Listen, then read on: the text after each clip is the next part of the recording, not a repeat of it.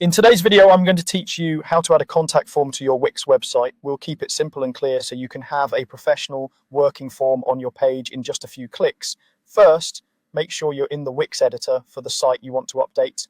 Once you're there, look to the left-hand side of your screen for the vertical toolbar. Click the add button, the one with the plus icon. This is your gateway to everything you can place on a page, from text and images to interactive elements.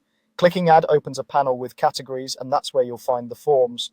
In the panel, navigate to Contact and Forms.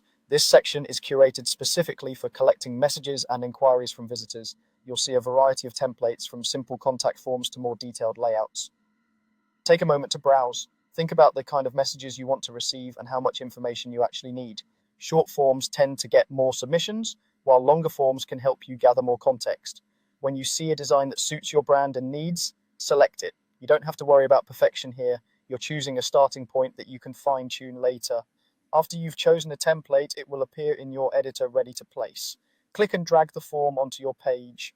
As you move it around, pay attention to the alignment guides and snap lines that appear. These help you position the form so it lines up neatly with other elements. A common spot is near your contact details or at the bottom of a page where visitors expect to find ways to reach you. If the form is central to your page, consider placing it higher up so it's visible without scrolling. Give it some breathing room with consistent spacing above and below, and make sure the background contrast keeps the text readable.